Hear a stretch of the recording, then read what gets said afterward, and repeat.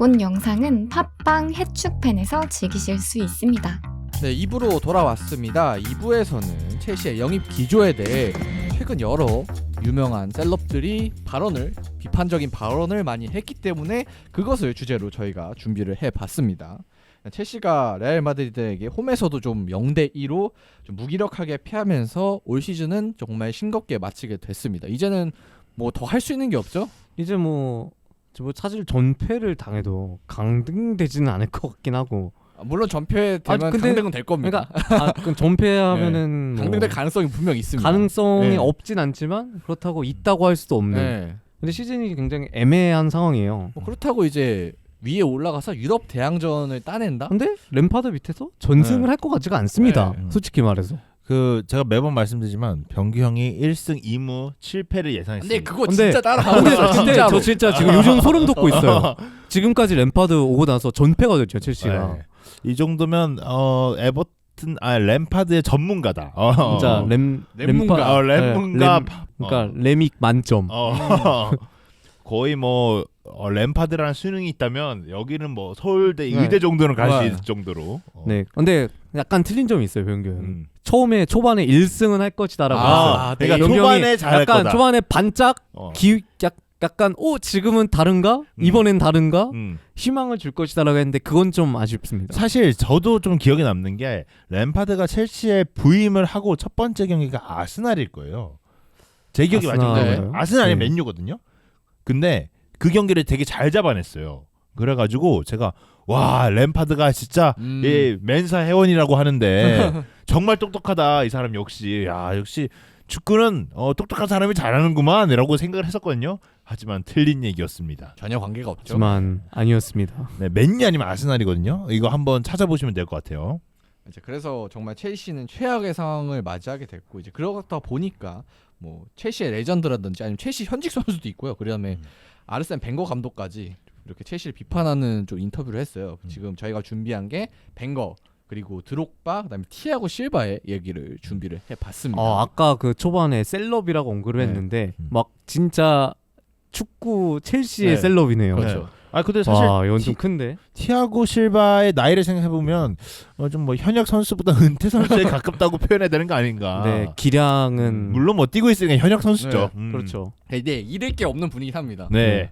나 몰라 이렇게 해도 네. 나가대. 나 나가면 수비 어떻게 할 건데? 약간 이렇게 되는 거죠. 지금 위협해도 돼요, 위협해도. 그러니까 현직 첼시 선수긴 하지만 충분히 쓴 소리를 할 수 있는 입장이다. 티아고 실바는 그렇게 생각이 들고 일단 드록바의 얘기부터 한번 살펴보도록 하겠습니다. 일단 이 세 명 모두 일단 보일리 구단주의 선수 영입 기조 이거에 대해서 비판을 했는데요. 일단 골닷컴 기사입니다. 이제 기사 제목이 영어를 좀 번역해가지고 조금 번역수가 있을 수 있는데요.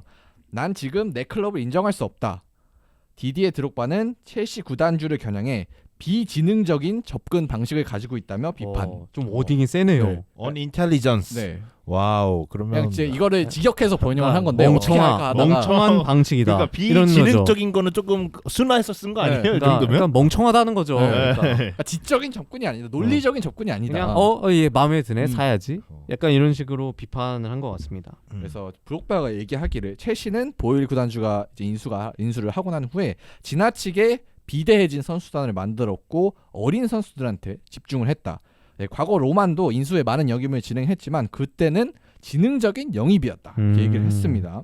그래서 좀 드록바가 언급을 한 선수들이 일단 체흐, 셰프첸코, 크레스포, 애쉬앙, 드록바, 말루다 등 이제 그 시절에는 좋은 선수들을 데리고 왔고 이는 우승 경쟁을 하기 위해서지만 지금의 첼시는 그렇지 않다라고 비판을 했습니다.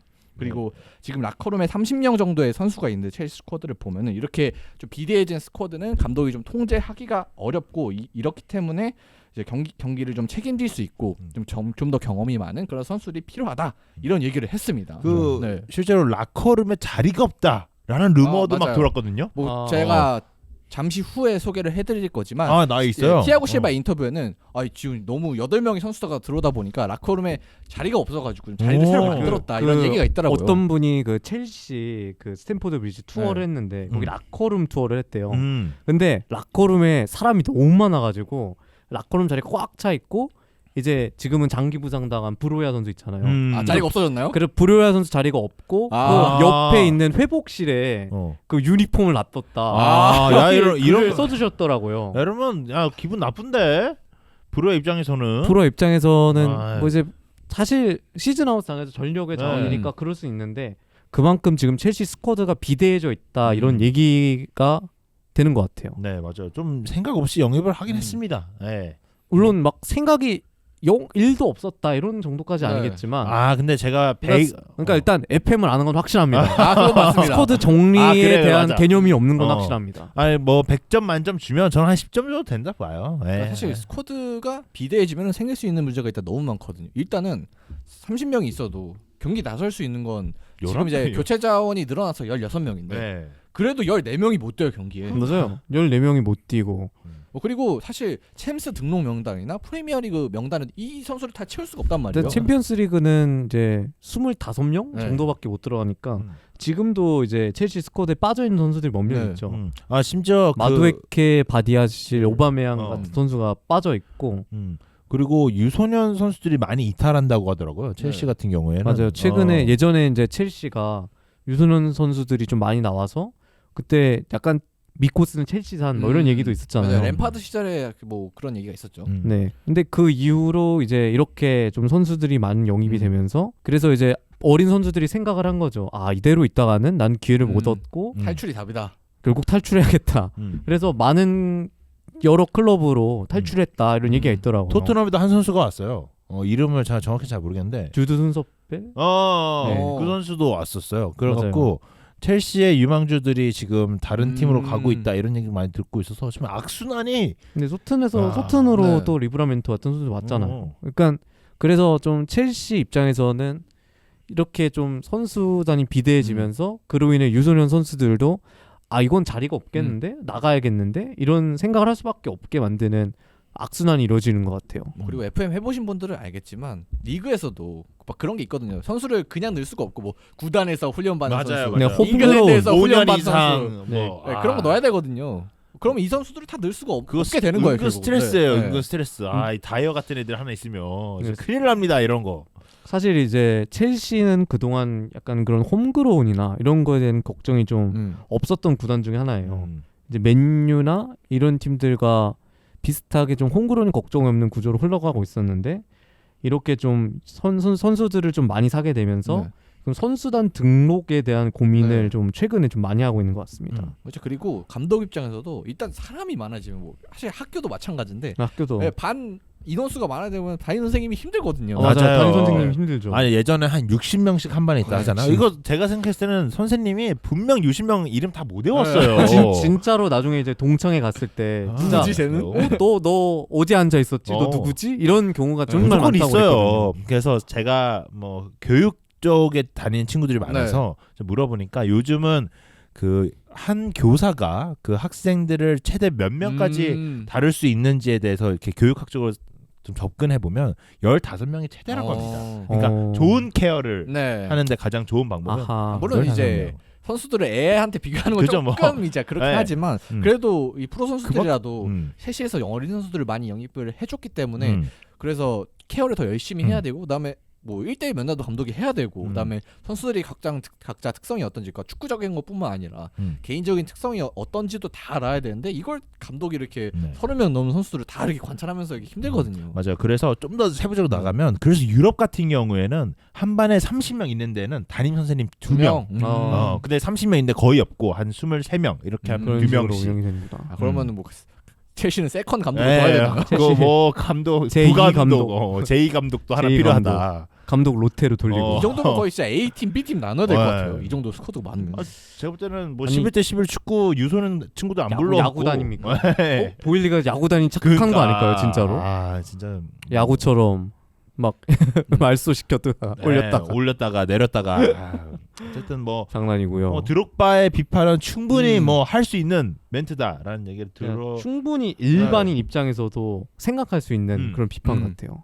그래서 이제 드록바가 지금 영입한 선수들은 좀 경험이 없고, 그다음에 예전에 영입했던 선수들은 좀 경험이 많았다, 충분히 우승할 수 있는 그런 선수들이었다 이렇게 말을 했길래 제가 팩트 체크를 한번 해봤습니다. 과연 팩트 체크를 진짜 했나요? 전설은 진짜 맞는가? 그래서 제가 나이로 체크하진 않았고, 이제 나이는 뭐 나이 중요하지 다- 않으니까요. 나이 다 일단 네. 많은 선수들인 거 확실하니까요. 네. 일단 뭐 나이는 뭐 어려도 경험이 많을 수가 있고, 나이가 많아도 경험이 없을 수가 있는 그죠. 뭐 거니까. 주드 벨링엄만 보더라도 뭐. 네, 나 경험이 많죠. 경험이 많잖아요. 별의별 경험을 그 선수는 또 다 했기 때문에 어렵지만, 음. 그래서 경험을 위주로 좀 나눠봤는데요. 그래서 예전에 영입한 선수들부터 한번 살펴보도록 하겠습니다. 일단 패트릭 체일 같은 경우는 체코에서 3시즌 정도 활약을 했고, 그리고 스타드 렌에서 2시즌 활약한 후에 첼시로 합류를 했습니다. 그러니까 어쨌든 좀 프랑스 리그에서 검증을 받은 거죠. 거기서도 거기서도 충분히 네. 영입할 수 있죠. 거기서도 좀 우수한 골키퍼였으니까. 네. 그리고 말루다 같은 경우는 이제 프랑스 리그 1, 2에서 약 10여 년간 좀 활약을 해서 좀 확실하게 좀 검증된 자원이었고요. 뭐 드록바 같은 경우는 이제 마르세유에서 일단 또 검증을 맞아요. 받았기 때문에 이 선수도 일단 검증이 됐습니다. 네, 그리고 뭐 드록바 같은 경우는 근데 한두 시즌 정도 못하지 않았나요? 그렇죠. 네, 초반에 조금 못하다가 초반에 조금 못하다 네. 그러긴 했죠. 근데 결국에는 이제 보여줬으니까. 뭐 보여줬으니까. 챙겨올 골이면 다 네. 오지 말. 그리고 뭐 100골도 넘겼잖아요. 네. 드록바 선수도. 그리고 애쉬앙 같은 경우는 이제 그 합류하기 전에 리옹에서 2시즌 정도 활약하면서 뭐 그래도 어느 정도 검증을 받았고요. 그리고 크레스포랑 세브첸코 일단 경력이 워낙 화려한 선수이기 때문에 말해 뭐 합니까? 물론 말해- 첼시에서 좀 그랬다 하지만 첼시에서 좀 부진했다지만 네. 말해 뭐 그래도 합니까? 네, 좋은 선수들인 건 네. 확실한 것 같아요. 그래서 확실히 로만이 인수하고 좀 친명나게 영입을 할 때 들어온 선수들은 그래도 되게 경험이 많은 선수들이었다. 우승할 수 있는 선수들이었다. 이렇게 좀 증명이 된 것 같은데, 그럼 반면 요즘 영입한, 그러니까 이번 시즌 영입한 선수들만 한번 보도록 하겠습니다. 일단 무드릭, 샤흐타르에서 이제 최근 2시즌 활약한 선수고요. 그게 끝이에요. 네, 사실 뭐 그만큼의 몸값을 자랑할 만한가? 추억이 라는 넘잖아요. 것에 대한 의문이 있죠. 네. 그래서 그리고 엔조는 이제 좀 아르헨티나 쪽에서 뛰다가 이번 시즌에 벤피카에 합류를 했는데 월드컵에서 영플레이어가 빵 뜨고 그리고 첼시로 합류를 했습니다. 사실 이제 월드컵 영플레이어를 받았다고 하지만 이제 유럽 무대에서 막 아직 보여준 게 적은 선수긴 하죠. 네. 6개월밖에 안 뛰었으니까. 그 정도의 돈 가치가 있나? 이거는 사실 확실치 않죠 아직. 물론 그죠? 이제 다른 선수 앞으로 얘기할 다른 선수들에 비해서는 이력이 완전- 좀 괜찮은 편입니다. 네, 이력도 괜찮고 사실 뭐 실력적인 면에서도 월드컵 영플레이어 네. 인정합니다. 네. 그리고 첼시 네, 경기 잘하니까요. 보면 이 선수는 그래야마 다행이다. 야 얘도 안 얘는 됐으면 큰일 잘 날 뻔했다. 사왔다 이런 생각이 드는 선수고요. 뭐 그리고 그 다음 선수는 바디아실로 이제 모나코에서 4시즌 반 동안 활약을 좀 하면서 100경기 가량 출정을 해서 이 그래요. 선수는 그래도 이 선수는 네. 그나마 이 선수 괜찮은 것 같은 같아요. 사람을 데려와야죠. 데려올 음. 거면. 알짜배기죠. 네. 그리고 이제 마두에케 선수 같은 경우는 이제 PSV에서 3시즌 반 정도 활약을 했는데요. 51경기밖에 안 뛰었어요. 이 선수는 교체 포함입니다. 이 선수가 부상이 많아가지고 네. 이렇게 출전수가 적은데 사실 아닌 것 같아요. 그러니까 이 선수는 약간 좀 네. 아쉬운 활약이다. 이렇게 정리할 수 있을 것 같습니다. PSV에서도 완전한 주전이 아닌데 과연 첼시에서 얼마나 활약을 할 수 있을까? 이건 좀 물음표가 남죠. 그리고 다트로 포파나 선수 같은 경우는 이제 몰대 한 시즌 18골 활약을 정말 크게 펼쳤는데 이게 끝이에요. 뭐 18골 넣은 건 잘했다고 네. 칠 수 있지만 2022 시즌 이 한 활약이 시즌 끝이고, 네. 잘한 거는 한 시즌 뭐 사실 그렇게 생각하면 네. 뭐 사실 유망주 영입에 가깝다고 볼 수 있긴 하지만 네. 지금 첼시 공격수가 없는 상황에서 공격수를 데려왔는데 이런 선수를 데려온다? 이건 약간 물음표죠. 맞아요. 아니 첼시는 이런 선수 데려오면 안 되죠. 이런 선수가 유소년 데려올 거 아니면. 이런 선수가 선발로 뛰면 네. 선발이나 교체로 뛰어도 이상한 거죠. 네. 이런 선수 임대를 보내 싼 데서 키워야죠. 네. 뭐 아니면 이제 유스 팀으로 가든가 그런 네. 이 정도를 해야 되는데 사실 뭐 프로 경력이 이미 있는 일군데 선수이기 뛰긴 때문에 아직 좀 유소년으로 가긴 좀 아쉽다. 그렇고. 그러면 이제 결국 또 임대를 보내야 되는데 그럼 반복이거든요. 그러니까 그 결국 이렇게 검증을 해보니까 드록바의 말이 맞다. 맞다. 경험이 팩트다. 너무 없는 선수들이 너무 많다. 지금 네. 영입된 선수 중에. 팩트 체크가 확실히 네. 된 사실이네요. 저는 오히려 이 스털링을 데리고 온 거 있잖아요. 네. 그러니까 스털링은 아, 로만이 스털링. 데려왔을 네, 거예요. 맞아요. 네, 그러니까 스털링 같은 선수를 데리고 오면 저는 이해가 돼요. 맞아요. 아니 충분히 뭐 리버풀에서도 좋은 모습 보여줬고, 아니 맨시티에서도 맨시티에서는 뭐 엄청난 활약 좋았죠. 보여줬잖아요. 네. 약간 이제 의문이 있긴 했지만 그래도 스털링 영입에 대해서는 시즌 전에 좀 긍정적이었던 걸로 제가 기억을 합니다. 근데 이게 이제 로만 이후에 영입된 선수들을 살펴보면 이거는 조금 의문인 점들이 너무 많다 생각이 좀 들어요. 미가격에 약간 이런 선수들이 좀 많았죠. 네, 그래서 드록바의 얘기는 정말 일리가 있는 것 같고 이 점에 대해서는 확실히 보일리 북단주가 좀 지금 상황에서는 비판을 받을 만한 것 같습니다. 이제 그래서 두 번째로 티아고 실바의 기사로 넘어가 보도록 할 텐데요. 기사 제목이 첼시 주장까지 구단주 저격. 1조 마구장의 영위 플러스 감독 교체 그만. 약간 와, 한국 센- 기사기 때문에 와. 워딩이 좀 세긴 합니다. 워딩이 좀 센데 네. 이렇게 얘기를 했을까요? 네. 이건 보죠. 그래서 실바의 얘기를 들어보면요, 현재 첼시는 우유부단한 모습을 보이면서 어려운 시간을 오. 보내고 있다. 벌써 워딩이 세요. 벌써 센데요? 사실인 것 같은데요. 그래서 두 번째로 구단주가 바뀌면서 새로운 선수들이 많이 왔다. 선수단 규모에 비해 라커룸이 좁아서 공간을 늘려 했다. 야, 이거는- 얘기했죠 우리가. 팩트. 네. 네, 이거는 진짜 실제로 쓰고 있는 사람의 멘트이기 때문에 이거는 팩트다. 이건 진짜 어. 구라를 칠 수가 없다. 네. 그래서 세 번째로 긍정적인 점은 놀라운 선수들이 많다. 그러니까 재능이 많다는 거지만 반대로 출전할 수 없어서 아하. 불행한 선수들도 있다. 네, 당연하죠. 네, 네. 감독이 30명 넘는 선수들 중 11명만 선발로 내세울 수 있다. 그러니까 감독 입장에서 어렵다는 거죠. 모두를 만족시키기가. 그래서 몇몇은 선수단에 등록될 수도 없었다. 우리는 1년에만 8명을 영입했다. 이제 우리는 전략을 세워야 한다. 그렇지 않으면 다음 시즌에도 같은 실수를 반복하게 될 것이다. 그리고 마지막으로는 모든 사람들이 감독 교체에 대해서 많은 이야기를 하지만 선수인 우리도 책임을 져야 한다. 야, 네, 이렇게 하면서 이거. 약간 이제 선수단에서 책임이 있다. 뭐 이런 얘기로 마무리를 했습니다. 근본이 있네요. 그래도 네, 근본이네요. 네, 확실히 뭐 자신의 실수, 뭐 자신들의 뭐 이런 부분도 실력적인 부분도 개선해 나가야 된다. 이런 남 얘기를 탓을 하는 인터뷰가 아니었다는 거예요. 자기 네. 잘못도 있고, 어. 근데 구단 잘못도 어느 정도 네. 있다. 네. 라는 얘기죠. 그러니까 다 바꿔야 된다라는 나, 얘기를 나도 바뀌고 나도 너도 바뀌고, 바뀌고 모두가 바뀌어야 된다. 네라고 그러니까 얘기를 하는 것 같아요. 확실히 실바도 지금의 영입 기조는 지금 첼시의 상황에 맞지 않는다라고 생각하는 것 같아요. 맞아요. 이제 티아고 실바가 뭐 파리 생제르맹도 있었고, 그러니까 예전에 밀란, AC 밀란도 밀란도 있었고, 이 선수도 그래도 이제 유망한 표현이 이상하죠. 그러니까 아주 탑 티어의 팀들 많이 가 있었잖아요. 네. 그러니까 이제 아는 거죠. 네, 빅클럽들이 어떻게 어? 해야 되는지 누구보다 잘 아는 선수죠. 첼시도 네. 빅클럽인데 왜 이러고 있는 거지? 라는 답답함을 지금 느끼고 있는 거죠. 그럼 첼시가 겨울에 지금 거의 전 유럽에서 돈을 제일 많이 쓴 클럽인데 네. 그런데 오히려 순위가 떨어졌어요. 네. 어떻게 받아들여야 됩니까? 차라리 이거? 영입을 안 하고 또 순위가 떨어져도 똑같은 거 아닙니까?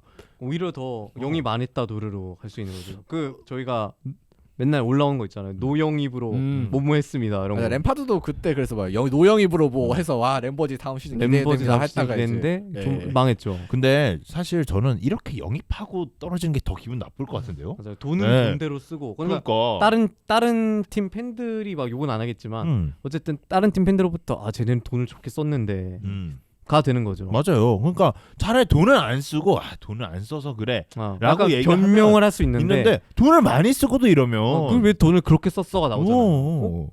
네가 돈을 그렇게 쓰래. 음. 이런 얘기가 나올 수밖에 없으니까. 맞아요. 더 팬들 입장에서는 기분 나쁠 수밖에 없는 거죠. 그러니까 첼시 내부 선수단에서도 이런 불만이 아하. 있다. 그다음에 진짜 이 30명 스쿼드를 이제 어떻게 정리할지 사실 정리해야 되는 건 뭐 구단이 정리해 주는 건 맞지만 어쨌든 감독이 이제 정리할 선수를 결정을 해줘야 될 거거든요.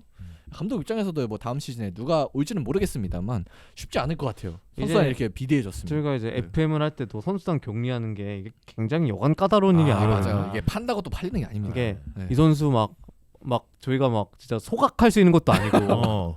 판매를 해야 되는데 또 안 나간 선수가 있고 네. 그다음에 안 팔리는 네. 선수가 있고 또 한 선수 나가려고 그러면은 이 선수 왜 팔아요? 여기 그런 게 있잖아요. 고충이 있는데 네. 그리고 만약 안 팔리면 2군에 넣어야 되거든요. 그러면 이제 죽으면 죽음대로 당하고 네. 일단 굉장히 껄끄럽습니다. 불만은 네. 불만대로 네. 터져 나오고 다른 선수들은 네. 예외 2군에 방한연하면서 맞아요. 불만을 터뜨린 경우도 있고 그러니까 그러다가 결국 이제 흔히 있는 케이스가 이제 헐값에 임대를 보내버리는 네. 약간 루카쿠처럼 그런 선수들이 루카쿠도- 많아질 수도 있는 거예요. 다음 시즌. 놀라운 사실이면 루카쿠도 돌아오면 생각해보니 맞아요. 오 마이 갓. 네, 루카쿠 선수도 이번에 돌아오기 때문에 더 비대해질 예정이죠. 네. 네. 뭐, 진짜 아니 팔아야 될 아찔하네요. 선수가 너무 많아요. 그러니까 이거 어떻게 정리해야 될지. 물론 진짜 이제 아찔하네요. 첼시가 좀 예전에는 매각을 좀 잘하는 구단으로 엄청 유명했는데 근데 이게 과연 구단주가 바뀐 상황에서도 유지가 될지 의문이고. 게다가 이제 그 선수들한테 장기 계약을 주다 보니까 음. 이 계약 기간이 많이 묶여 있으니까 상대적으로 몸값도 비싸게 책정이 되잖아요. 네. 무드릭만 7년이에요. 무드릭만 7년이고 네. 다른 선수들도 계약 기간 길다 보니까 네. 물론 엔조 같은 선수는 잘하니까 남아 있을 가능성이 높지만 음. 이제 다른 선수들이 또 앞으로 영입할 다른 선수들이 망할 가능성을 네. 배제할 수가 없거든요. 맞아요. 이 네. 7년이 기준을 어떻게 잡으면 손흥민 선수가 이번에 온 지 7년 차일걸요? 맞아요. 네. 진짜. 그러니까 그 정도로 길어요. 네. 손흥민 선수가 온 지 엄청 오래됐거든요. 그러니까 그만큼 길다 7년이면. 그러니까 손흥민 선수 같이 잘해도 100골 정도 늘 그런 기간을 무디간에 줬다는 거죠.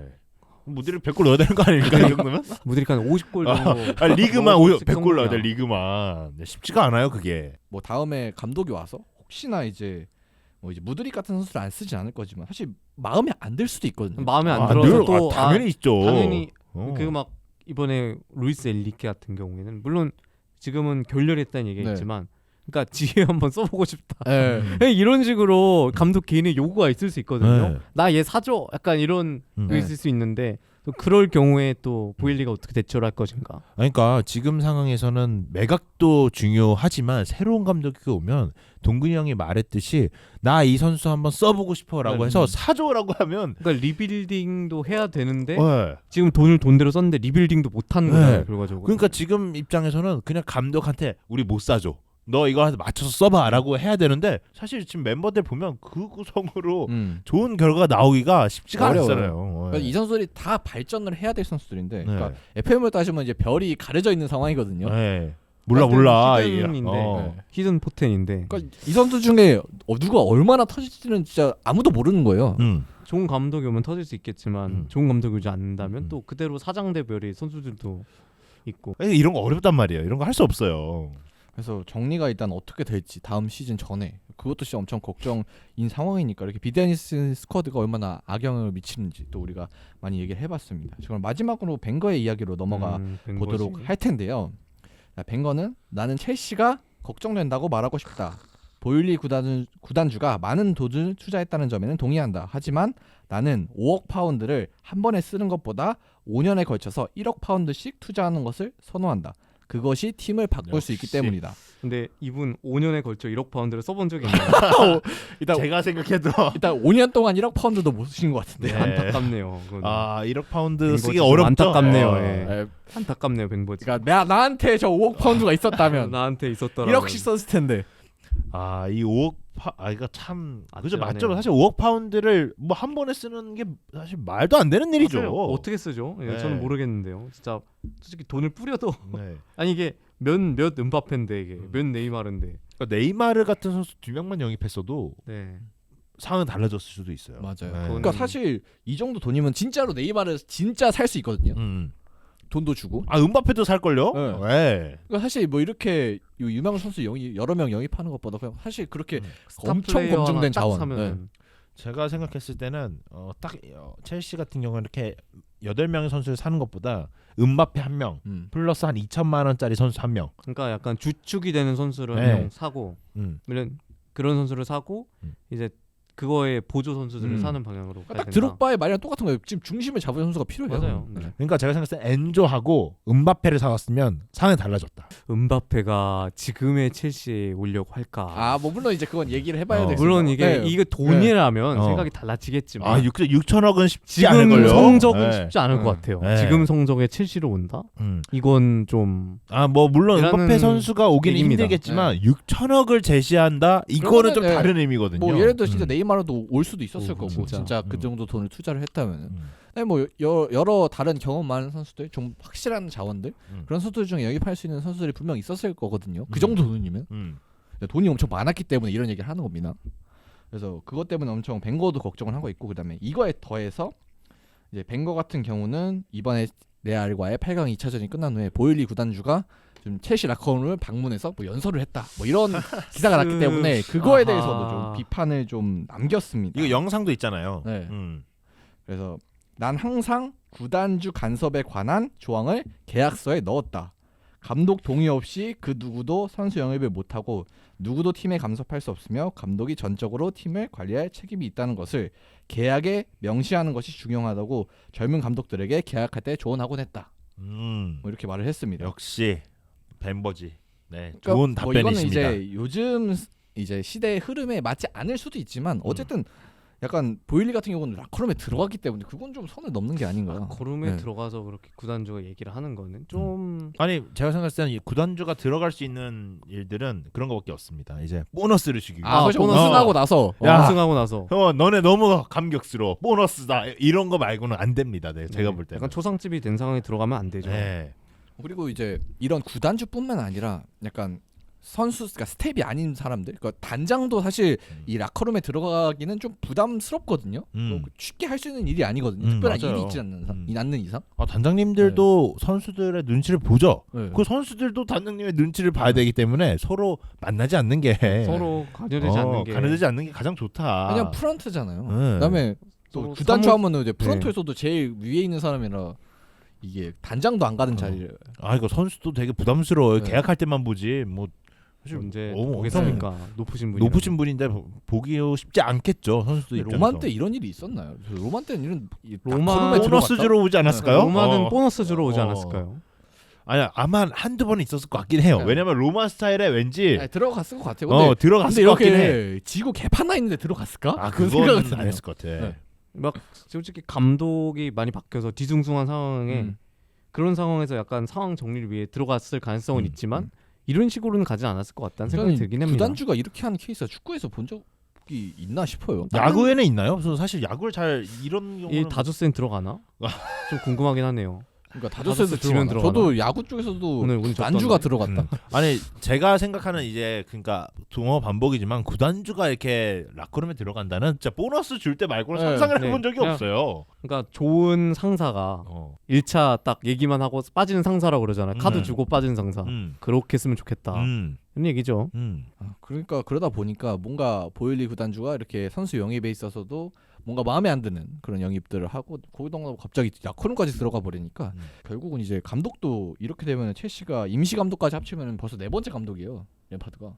오 그러네요. 포터가 아니죠. 이제 투에 투엘 잘리고 포터, 네. 투엘 포터, 램파드 그리고 만약에 램파드가 또 그다음에 램파드는 이제 나갈 거니까. 그리고 이제 그 포터랑 램파드 사이에 한 경기 임시 감독체제 있었잖아요. 그 빡빡이. 그 아저씨 네, 그 그 사람까지 아저씨. 치면 이제 브루노 살토르, 아. 그죠. 그분도 계셨죠. 임감이니까. 네. 뭐 그러니까 그분은 이거까지 치면 기억도 나지 되면. 않습니다. 네. 네. 아무튼 그렇게 뭔가 지도력도 혼란스러운 상황이고 그리고 뭐 구단주도 막 이상한 짓 하고 그러다 보니까 선수들은 새로운 선수도 많이 와서 라커룸 분위기도 뒤숭숭하고 그러니까 새로운 선수들이 많으면 사실 단합을 하고 싶어 할 수가 없잖아요. 맞아요. 모르는 사람인데. 이렇게 얘기를 하고 있는데 제 구단 얘기를 듣는 거 같네요. 감독 여름에 감독 2번 겨울에 잘렸고 예. 영입 많이 했고 겨울에 영업 많이 했죠. 우리 구단주가 라커룸 와서 뭐라 하진 않지만 네.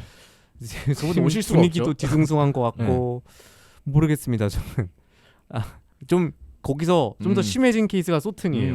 그러니까 벌써 이제 소튼이랑 약간 비슷한데 이런 네. 얘기가 나오는 것 자체가 첼시 이건 입장에서 좀 맞는 얘기인가. 네, 강등권 안 됩니다. 오면 안 돼요. 네. 그리고 이제 마지막으로 제가 대본에 넣지 않았는데 네. 오늘 와서 제가 첼시랑 레알 마드리드 경기 라인업을 살펴봤어요. 맞아요.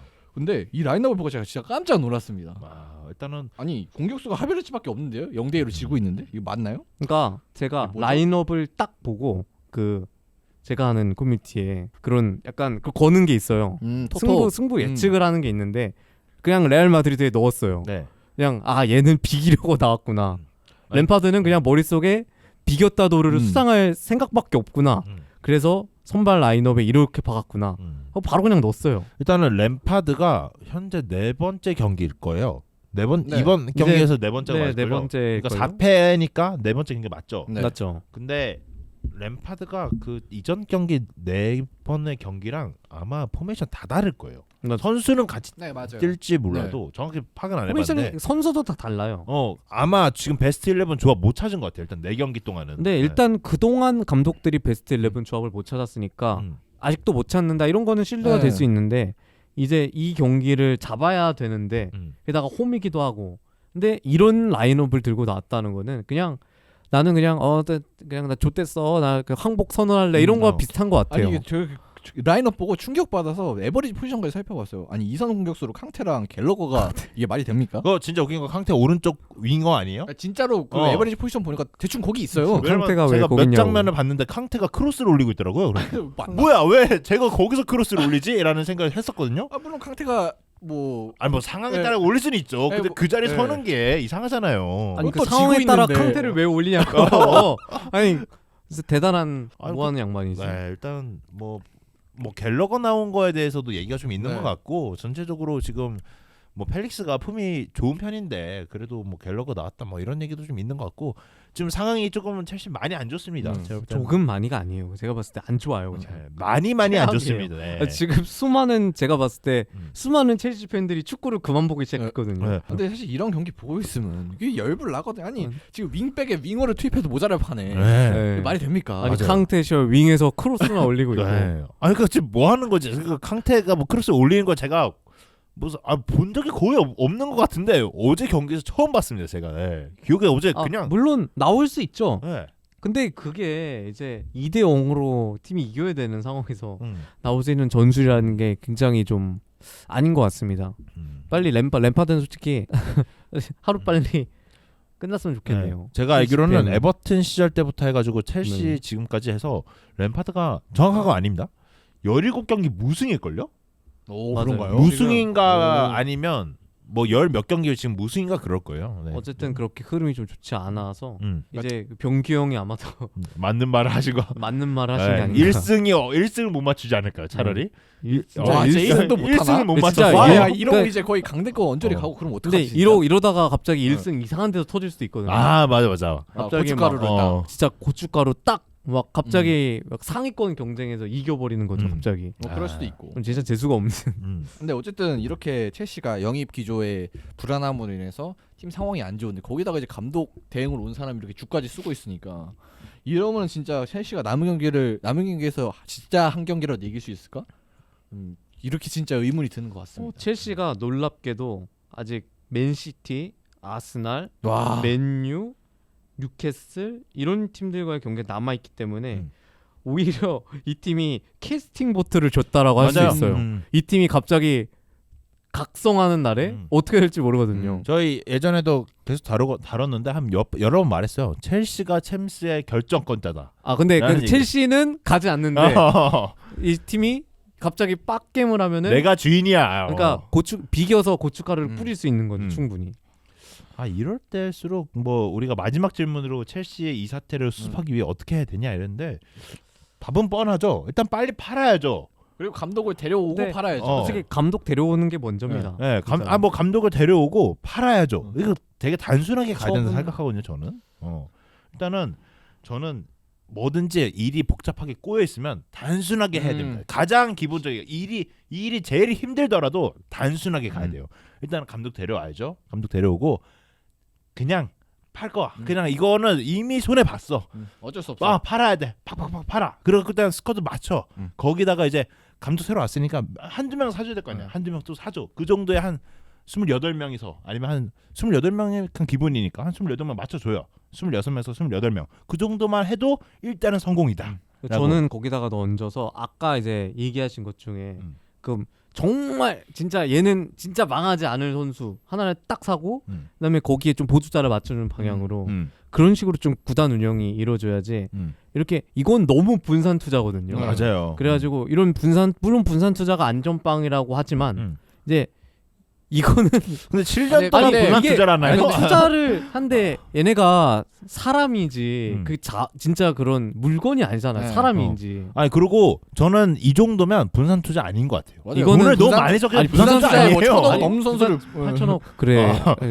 그래. 어떤 느낌인지 알겠죠? 1,000억. 어. 분산 투자라 그래도 1,000억은 좀. 그러니까 아마 한 300억씩 분산 투자를 하면 그거는 오케이야. 근데 무슨 1,000억씩 분산 투자를 하면 이건 이거는 좀 아니지 않나. 그래서 정말 누가 봐도 성공할 수 있는 선수 하나를 사고 그 선수를 중심으로 이제 뭐 지금 스쿼드에 있다면 엔조 이런 네. 선수들이 있겠죠. 맞아요. 그런 선수를 중심으로 다시 리빌딩을 하는 게 음. 첼시가 잘 나아갈 수 있는 방법인 것 같습니다. 그리고 전술적인 부분에 있어서도 단순하게 가야 돼요. 포포트 씁시다. 그냥 잉글랜드처럼 롱볼 잉글랜드. 때리고.